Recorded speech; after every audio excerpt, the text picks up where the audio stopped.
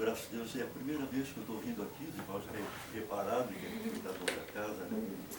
Por ocasião, por oportunidade da nossa irmã Andréia, que ocasionalmente acabou assistindo uma outra preleção minha em outra casa, aí me telefonou, me convidou, seria para dia 31, né? Mas houve um imprevisto, com que minha esposa hoje à noite estava acometido com a indisposição física.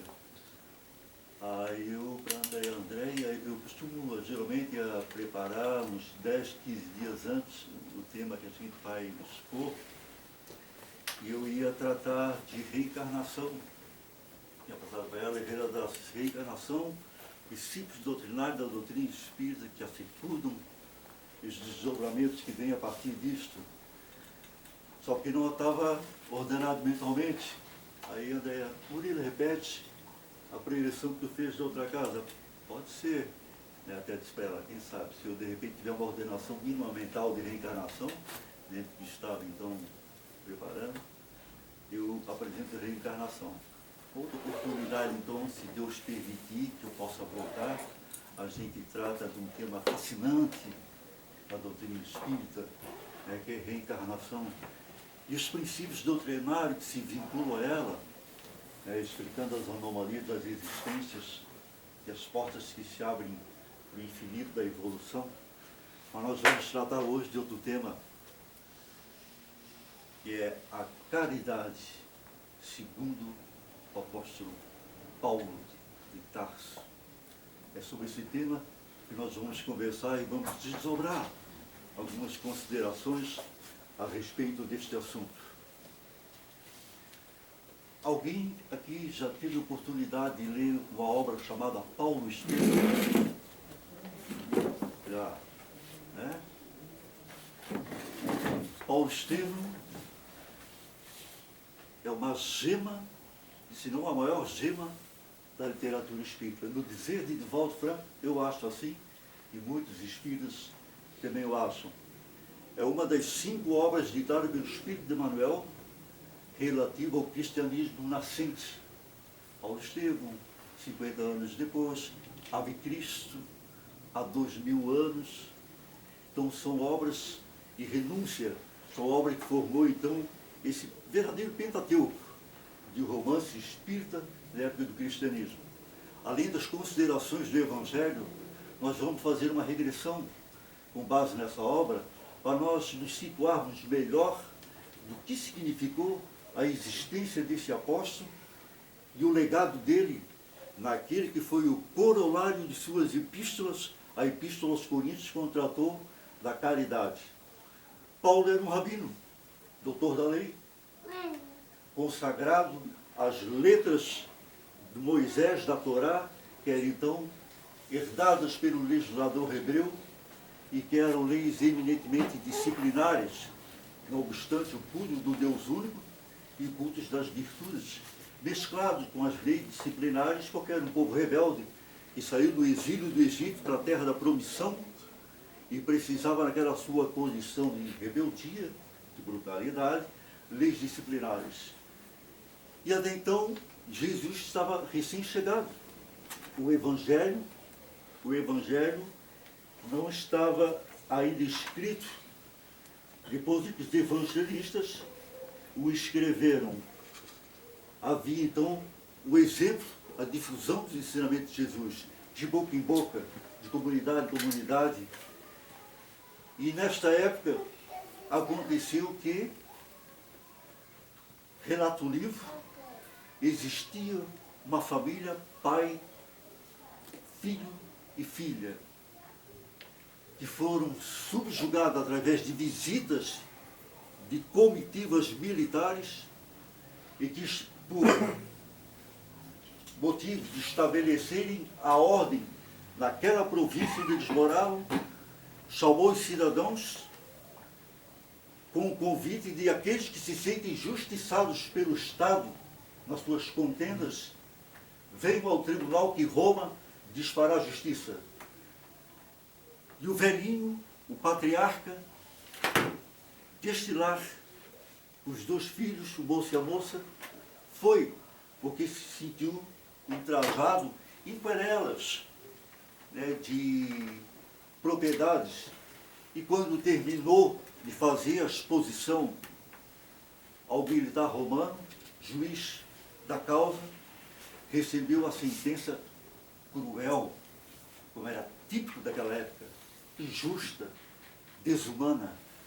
A última propriedade que tinha, o Estado estava tomando e passou agora a ser daquele juiz. Ele não resgatou nem aquele que for outrora tirado dele. Não resgatou e ainda foi tirado um que sobrou. Ele, no estado de revolta, quando ia para casa, não suportou tamanha desdita e planejou incendiar as terras daquele juiz que tinha propriedades ao lado da sua casinha. E assim o fez. Mas foi descoberto pelos serviçais e por outros que atendiam a voz daquele comandante e juiz militar. Recebe a diligência de uma escolta na sua casa. Os 3 síganos foram submetidos a um julgamento cruel. O pai, velhinho, morreu na frente desses súditos de Roma, desses comandantes de Roma, açoitado. O moço foi mandado para as galeras, que eram aquelas embarcações onde os escravos ficavam lá dentro, acorrentados, e num ritmo militar, ao toque de tambores, singravam os mares das batalhas que se travavam. Era uma verdadeira sentença de morte. E, inclusive, o ambiente era asfixiado. E a moça, por piedade de um soldado, foi expulsa daquela sala e segue o caminho da vida, vai procurar a tua vida, antes que se arrependam e faça diferente. O moço Estevão, a moça Abigail, já ouviram falar desses nomes? Já, né, gente? Estevão e Abigail, 2 criaturas eminentemente evangelizadas, sem conhecer o Evangelho, cumpridores da mais pura caridade, espíritos de escola, que souberam ler nas letras do legislador hebreu aquele que era disciplinar. E souberam tirar dali aquilo que era a lei de Deus. Exemplo a toda a prova de perdão e amor. A moça Abigail saiu, encontrou alguém que a acolheu e seguiu seus caminhos, lá na frente iriam se encontrar, e o moço foi mandado para a galera. Esteve na galera, diferente daqueles que estavam dentro do barco, que se revoltam, uma condição que a maioria dos casos ali certamente era injusto. Ele era o vereador, agregador da paz, naquela nau que flutuava os mares. Quando alguém estivesse em revolta, ele acalmava, consolava, e daqui a pouco entra dentro do barco um patrício de alta hierarquia e adoece. Comandante, tens alguém aí no barco que possa cuidar de mim, pesar minhas feridas, me dar assistência confiável? Eu tenho um servidor aqui que, por incrível que pareça, ele é de uma conduta irreprovável, disciplinado, muito humano. Ele vai ser o teu guardião. Estevão ganhou todo o direito de cuidar desse patrício e restabelecer a saúde. Quando a porta, lá na frente, em terras, próximos à costa, Estevão, em estado de febre, doente, tem por comiseração por tudo que ele fez, o direito de ser largado, e iam atirá-lo no mar, ser largado em terra e dada a liberdade para ele. A partir de agora, Estevão, disse o comandante, adote outro nome, porque para todos os efeitos serás foragido da justiça. Porque o nome dele era Ezequiel. Era Abigail e Ezequiel. Agora, tu passa a usar o nome grego de Estevão, para dissimular, para despistar eventuais perseguições que possam haver no futuro. Desembarcou em terra. E, nas circunstâncias que o céu vai designando nos caminhos da vida, encontrou os mensageiros de Cristo, Pedro, Tiago, que estavam já com a casa do caminho, prestando assistência àquelas criaturas carentes daquela época, cumprindo a caridade prática que Jesus recomendava. Mais do que ensinou o Evangelho, a casa do caminho, que inspirou a mansão do caminho, né, de Valdo Pereira Franco, era um posto assistencial. Chegavam as mulheres ultrajadas em seus valores na vida, as crianças órfãos, os homens doentes, os velhinhos, recebiam o agasalho, recebiam a sopa, recebiam o medicamento, recebiam o aconchego de uma cama limpinha e as condições para que pudesse se restabelecer a todos aqueles que batiam naquela porta. Era um verdadeiro campo de assistência, uma casa de assistência. E Pedro e Estevão agora começam então a se inteirar. Mas tem pergaminhos. Jesus, o Messias já veio, o Messias já veio. Disse Pedro, disse Tiago, tens os pergaminhos, Levi anotou os pergaminhos, eu vou passar para ti. E Pedro, quando leu os pergaminhos, as anotações do Evangelho, disse para consigo, eis o Salvador. É isto que eu sinto, é isto que eu vivo, é isto que eu penso. O reconhecimento imediato por quem já praticava a caridade e o Evangelho sem conhecer uma letra de Evangelho. Tanto ele como a sua irmã praticavam as notas do Evangelho sem conhecer uma letra do Evangelho. E Estevão era um espírito dotado de grande capacidade oratória, uma criatura muito inteligente, rapidamente tomou conhecimento do Evangelho e começou a pregar nas reuniões dos apóstolos, nessas casas onde se fazia esse culto do Evangelho, e começou a ganhar difusão e mais propagação. Espírito virtuoso, tinha em sua aura fluidos curativos, como todas as criaturas têm fluidos curativos. Pessoas que chegavam perto de Chico Xavier, o nosso Chico, se curavam de algumas mazelas, pela irradiação poderosa de almas que vivem na virtude. E Estevão começou a fazer curas, as ditas curas miraculosas que Jesus fazia, e os apóstolos começaram a fazer. Repercutiu-se o ensinamento. Mas eis que isso incomodava o Sinédrio, que era a autoridade legislativa. E Paulo, como doutor da lei, rabino que era, isso não vai ficar isso assim. Isso é um ultraje aos ensinamentos da lei de Moisés, como fizeram com Jesus, que crucificaram sob essa acusação, quando Jesus disse, eu não vim destruir a lei, eu vim levá-la à perfeição, cumpri-la e não destruir a lei. Está numa moeda, o que está escrito? De César, quando os fariseus tentaram armar-lhe uma cilada. O que está escrito na moeda? De César, dai a César o que é de César, e a Deus o que é de Deus. Nunca houve qualquer palavra de Jesus que fosse uma subversão à ordem constituída. Até porque, como ele disse, meu reino não é deste mundo. Meu reino não é deste mundo. Pilatos à sua frente, dizer que sou rei, vós dizeis que eu sou. Mas o meu reino não é deste mundo. O reino de Jesus é um reino de luz, de paz, e não de coisas doentes, transitórias, mentirosas, ilusórias. E Paulo começou a perseguição dos cristãos. Certa vez chegou onde Estevão estava pregando, sentou-se lá atrás e no meio da pregatória se levantou, porque era um excelente conhecedor da lei, homem de uma inteligência notável, e começou a discussão com Estevão. Só que Estevão, como espírito de luz, a capacidade argumentativa era irretocável.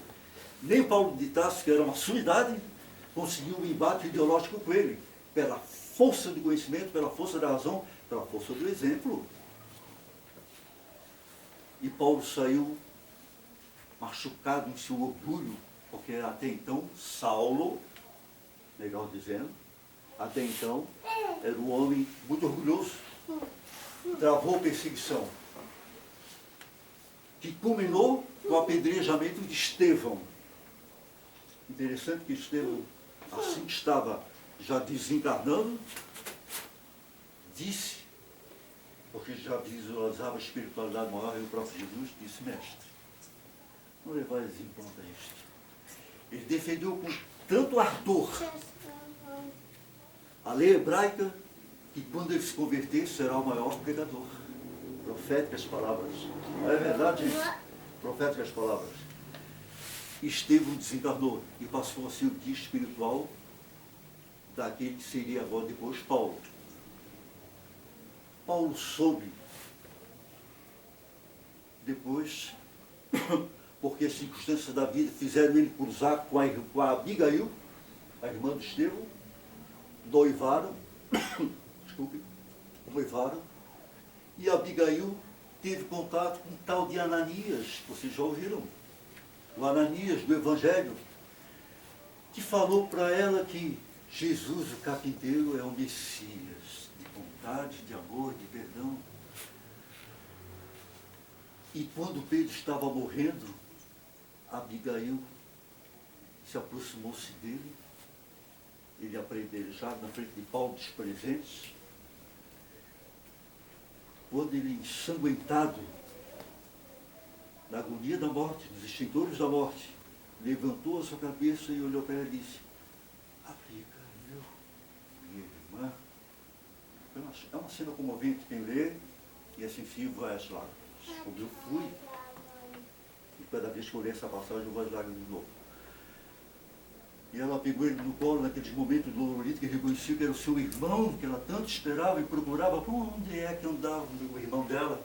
E legaram uma galera num barco que ela nunca mais viu. E ela pedia a Paulo: com a tua autoridade, procura por ele. O Ezequiel, mas já era Estevão. Né? E Paulo prometia a sua noiva, que gostava, amava muito a Abigail, pode deixar que eu vou mover tudo, mundos e frutos, para encontrar o Ezequiel. Não ia mais encontrar que estava com o nome de Estevão.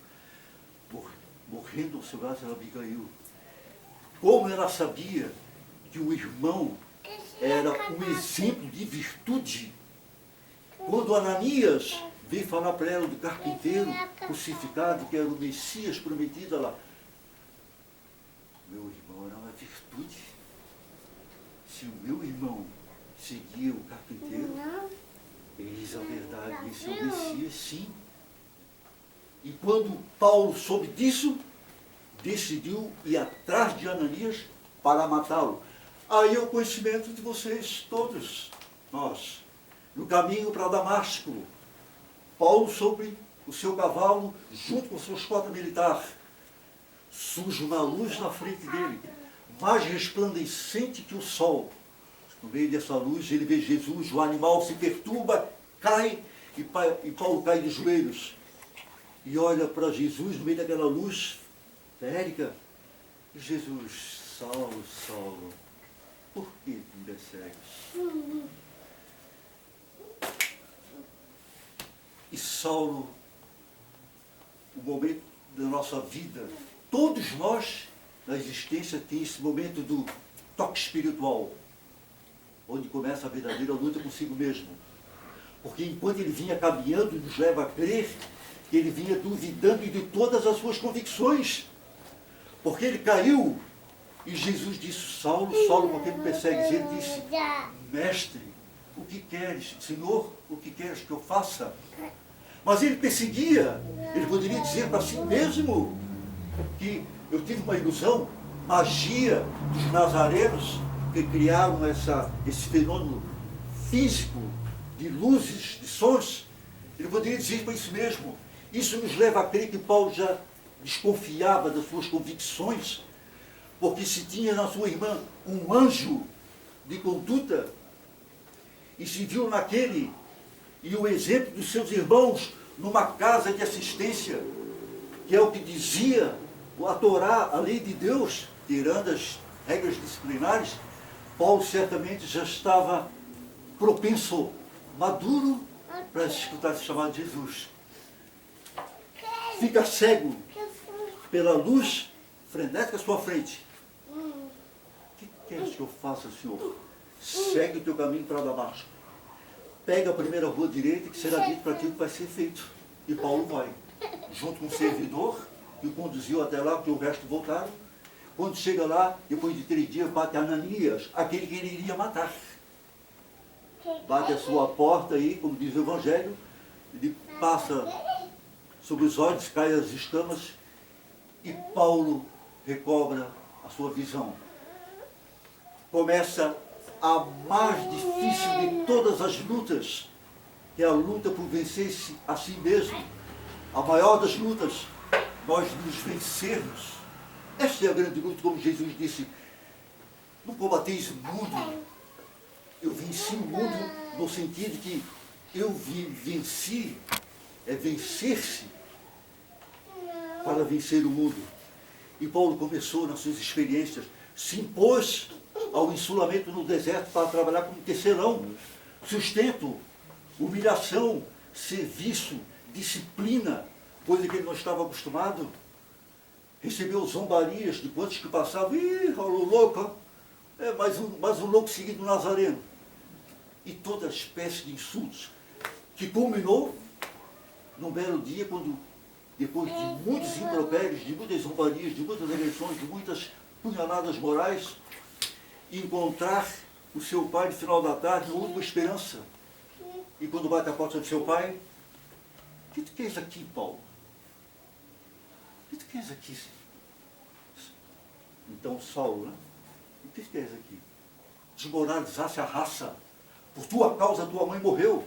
Tivemos que nos mudar, feita a vergonha. Traz as tradições. A lei de Moisés, seguindo um carpinteiro que foi crucificado no meio de 2 ladrões. Nos tem vergonha, Paulo. Paulo recebeu isso como a pior das punhaladas. Vai-te embora que não tem mais parte comigo. Pegou o serviçal, leva essas moedas para ele. E Paulo aceitou essas moedas. Final da tarde, foi numa campina, ao berço da natureza, chorou amargamente. Houve austero, duro, não suportou. Botou as cabeças numa pedra e começou a chorar. Foi desdobrado em espírito às mansões bem-aventuradas da espiritualidade, o que levou depois ele, mais tarde, a dizer: eu conheço um homem em Cristo, e foi arrebatado ao 3º céu.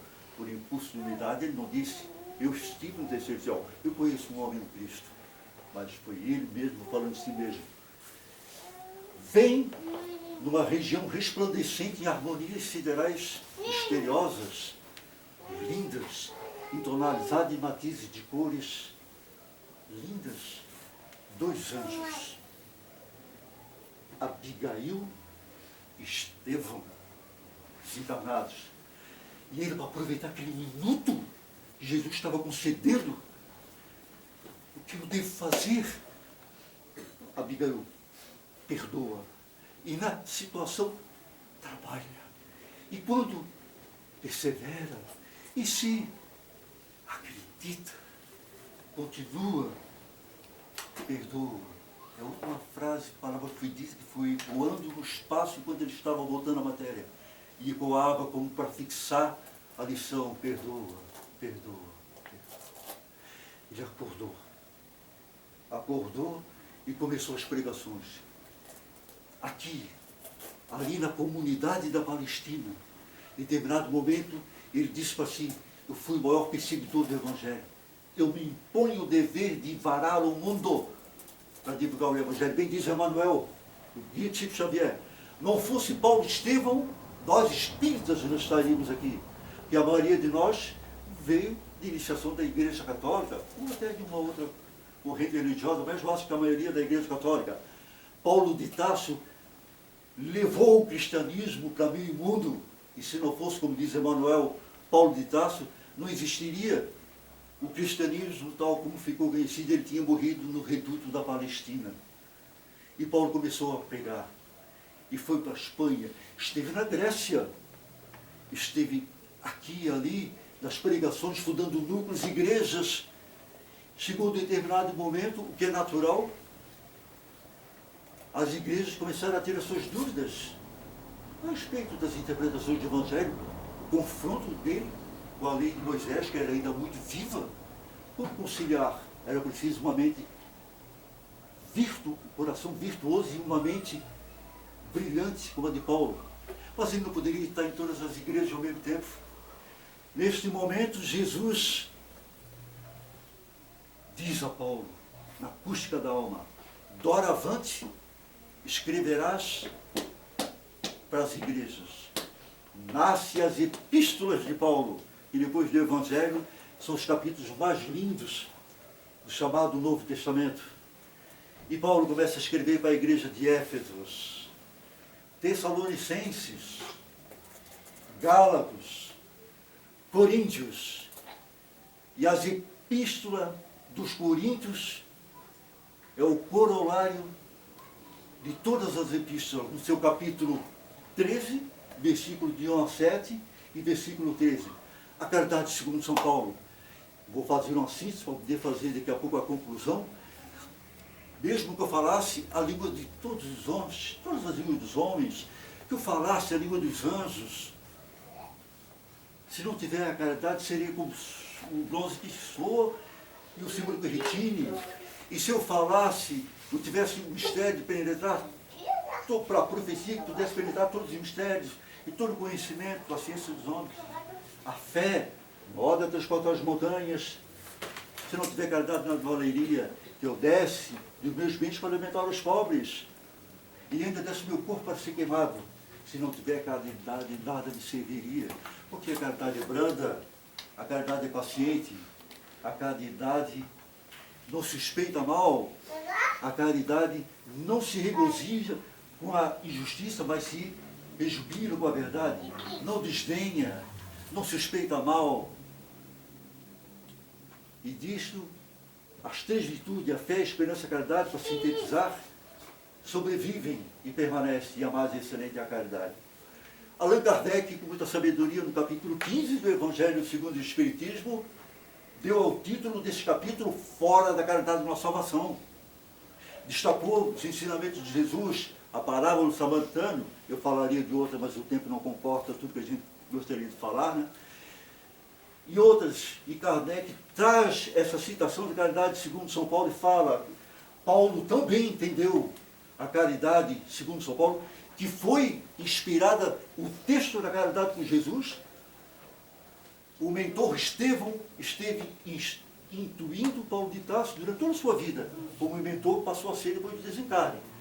Porém, o texto da caridade é ditado de Jesus, nem de Estevão, para Paulo. Tal a profundidade e o alcance dela. E o Paulo, então, começou todo esse trabalho. E Kardec, no Evangelho, capítulo 15, fala a caridade segundo a salvação. Paulo também entendeu que não só falou na beneficência, mas nas virtudes do coração. Kardec, com muita sabedoria, destaca dois subtítulos. Fora da igreja da nossa salvação e fora da verdade da nossa salvação. Com muita inteligência, com muita propriedade, o missionário, o mestre Lyonês, destacou, fora da igreja da nossa salvação, divide. Exclusivista. Porque toda igreja tem seu artigo de fé.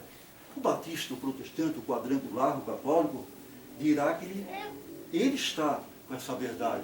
São os artigos de fé. Como correntes espiritualistas, filosóficas, isto separa pais e mães que não promulgam os mesmos ensinamentos. Separa irmãos, separa filha com filho, separa a família, os amigos. É um elemento de divisão. E fala Kardec, destacando-se outro subtítulo, fora da verdade uma salvação, com analogia fora da igreja uma salvação. Quem que não pretende ter dono da verdade? As igrejas da reforma dizem que cada uma é a verdade. O catolicismo diz que é verdade. As doutrinas hinduísta, taoísta, brahmista e outras do mundo oriental, milenares, dizem que estão com a verdade. Esotéricos dizem que estão a verdade e outras doutrinas filosóficas têm o direito de dizer que é verdade. Isto está em exclusividade. Separaria também o Espiritismo, refletindo a pura letra do Evangelho, diz, não é isto, é fora da caridade não salvação. Porque quando se chega no mundo espiritual, não se perguntou se você era o quê? Engenheiro? Você era douto? Era culto? Era rico? Era letrado? Não era letrado? Foi o bem que tu fizeste. o pão que tu deste, a lágrima que tu secaste, o conselho que tu falastes. É isto que define a estadia no mundo espiritual. E isto é ciência espírita, gente. O que faz que um espírito aporte no outro lado das estações benfeitoras de recuperação, de reflexão, as cidades feitas no nosso lar e tantas outras, e outros aportam na espiritualidade dos umbrais. O que é, gente? Peso, vibração do perispírito, pelo que se fez, pelo que se viveu, pelo que se cultuou no mundo íntimo. As moedas, as posses, não têm a propriedade de impregnar o perispírito com fluidos. O uso deles, que tem então a gênese nas ações morais, porque se eu sou rico eu posso usar para a minha sexualidade das paixões, ou eu posso comprar 300 cestas básicas e largar na comunidade carente. Não foi o problema da riqueza. Mas a origem moral é que define isso. Então os sentimentos, as criaturas aportam no mundo espiritual, com peso e uma constituição de perispírito própria e suas ações fluidos, o perispírito pesa. É mensurável, ele é pesável. E um perispírito carregado pelas mazelas morais, além de uma vibração baixa, de uma coloração distonante, com cores agressivas, vermelho escuro, cinza escuro, além disto, ele pesa.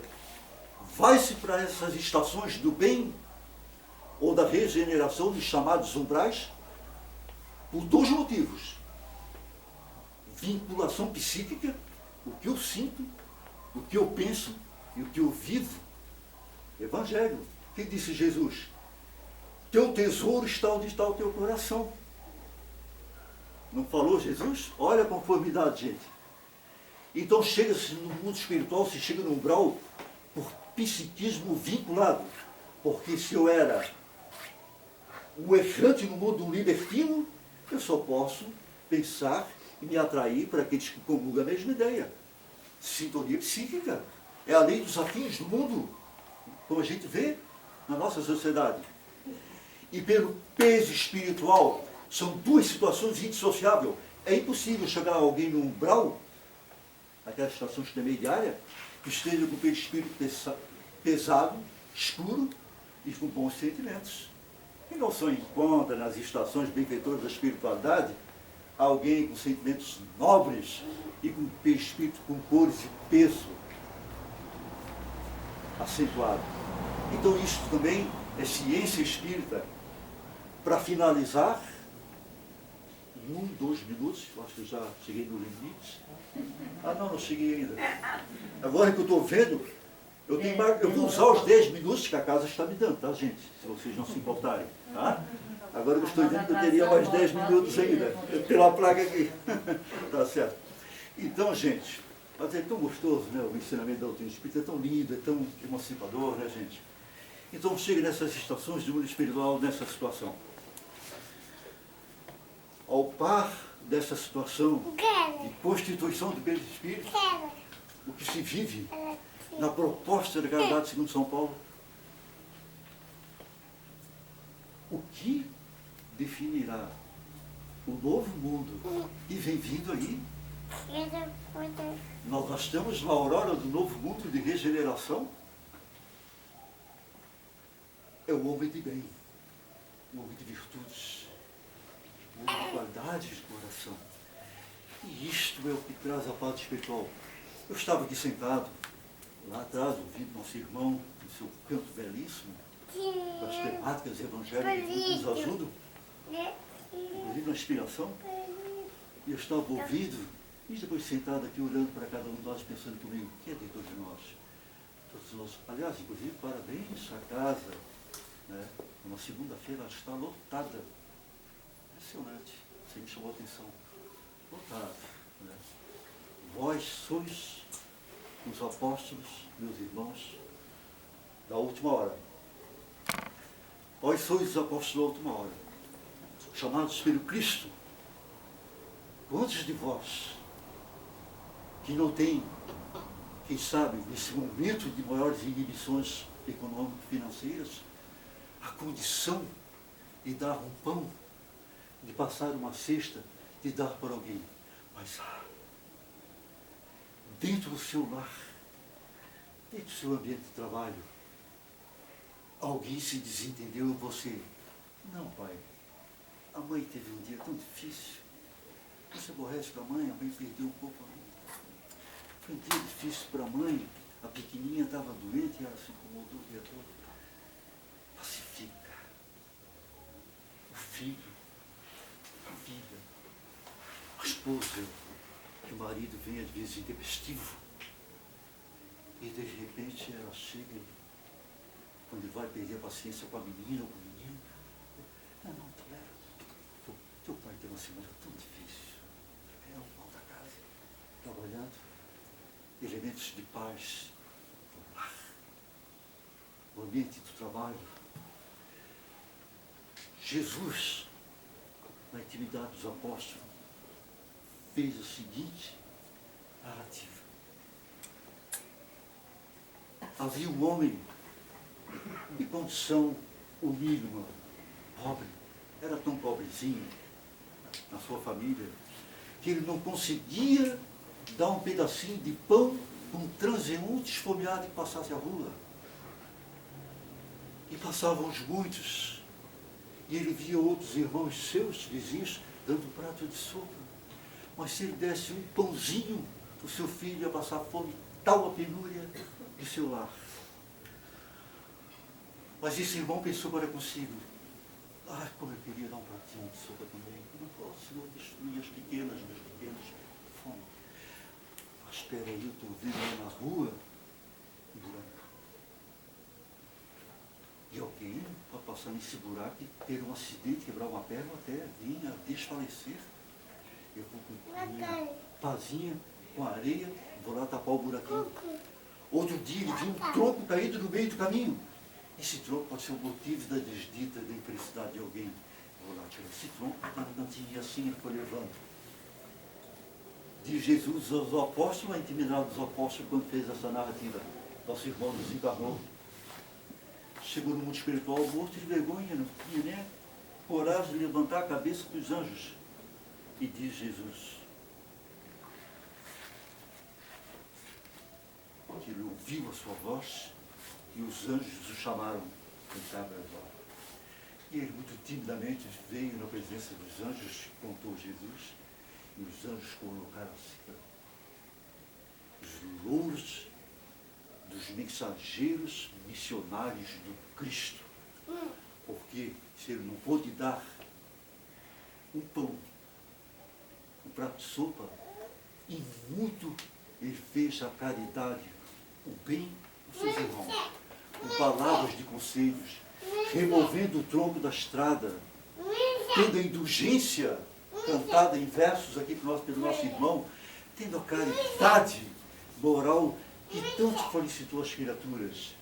E ele foi aureolado no mundo espiritual por essa sua conduta. No depende econômico, o Murilo, supondo-se, está financeiramente confortável. O Murilo pode ir lá comprar em cesta básica, principalmente nesse momento, distribuir para quem não está precisando. Mas se o Murilo não tem nada, como é que vai ficar a tua chegada no outro lado?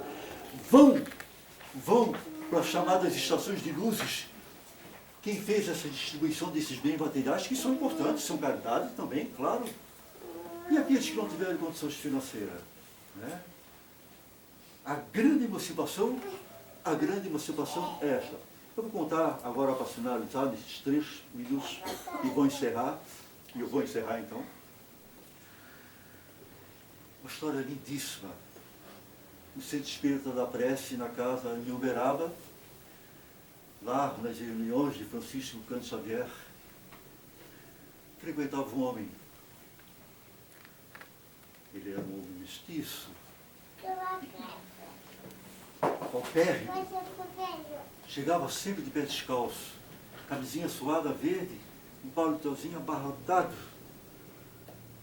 sem os dentezinhos, alguns já podres, um lado quase insuportável, vinha, quase sempre, Francisco, Chico Xavier, que atendia a todos, altas horas da noite, depois da reunião, para dar uma palavra mais próxima de cada um, quem não queria ter uma palavrinha com o Chico, para todos dava uma atenção dentro da disciplina da casa.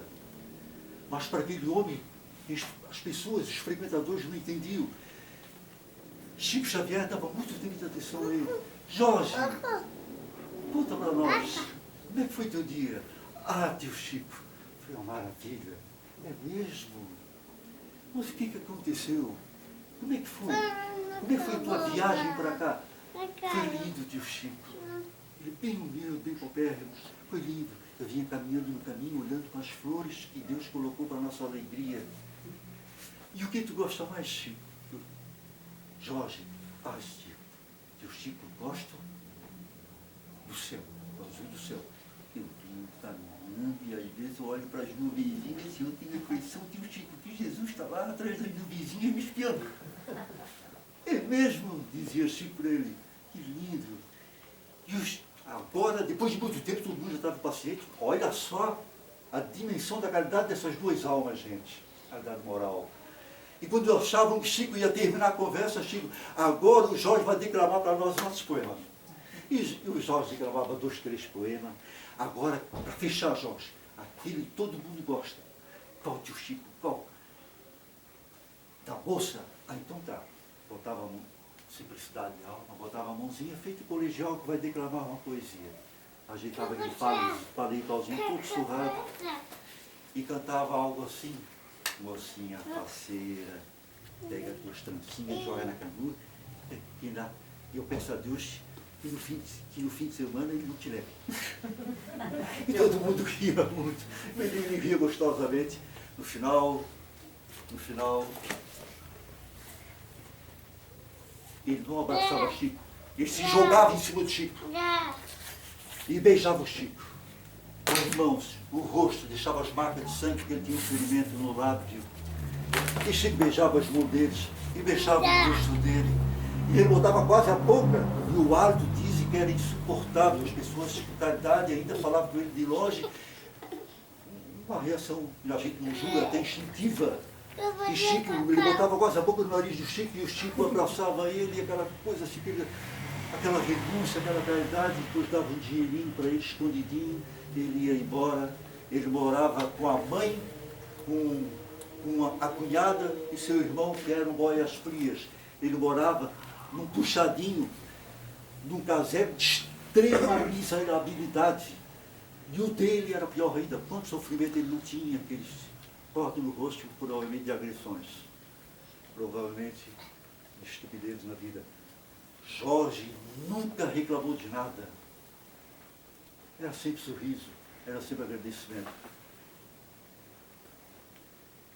Jorge desencarnou. E a mediunidade luz de Chico Xavier viu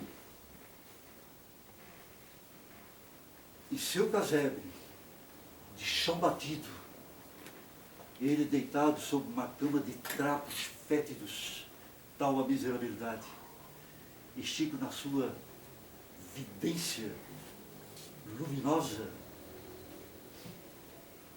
viu o Salvador entrando no recinto dele. Jesus entrou, tirou um daqueles panos fétidos, o chegou ao peito no abraço e demandou com ele as esferas de infinito. Nós não temos ideias do que significa isso. Vocês sabem, pergunto caridosamente, o que é ser recebido pelo governador espiritual do planeta? Eu só conheço 2. Da era, até onde eu sei. Ou 3, através da psicografia. Francisco de Assis, o poveireiro de Assis, o próprio Chico Xavier, no dizer de Joana de Anjos, que foi recebido por Jesus, e o Jorge.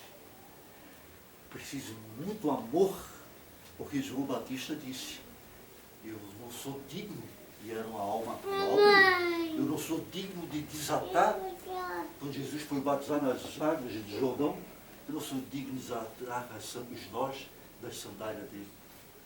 E Jorge coincidiu com Jesus. Eu termino, que já agora realmente estourou o tempo, né? E desejo a todos nós este fogo vivo do Evangelho, revivido nas letras da doutrina espírita, na sua codificação e na literatura séria que a complementou. Que Deus faculte a todos vós todas as alegrias, todas as bênçãos dessa noite, e que elas estejam sempre com todos vós, acompanhando vós, revitalizando nesta certeza. As dificuldades passam, a pandemia passa, tudo passa. Disse Maria para Chico Xavier, quando perguntou para ela e pediu orientações no momento difícil na sua vida, Celina, mensageira de Maria, anota lá e bota na parede para te não esquecer. Tudo passa. E o nosso destino irrevogável é a evolução. A última frase que eu gostaria, me permita, falta de humildade, que ficasse guardado dentro de seus corações, meus irmãos. Leis a tua vida, desde que te conheceste por gente, desde pequeno. Todos os lances que aconteceram, os acertos e os erros. Um dia, se Deus permitir, eu venho trazer esse tema aqui. Estás convictos, que se tu achas que a tua vida foi boa, e para aqueles mais altruístas, vamos dizer assim, que mesmo que esteja numa situação do Jorge, a minha vida é linda, que diz assim, nós não chegamos ainda na situação do Jorge, estejam certos, por uma questão de evolução, lei irrevogável. Tua próxima existência será mais feliz, porque o Espírito evolui em sabedoria e em bondade. Que Deus lhes abençoe a todos e que a paz esteja com todos. Muito obrigado.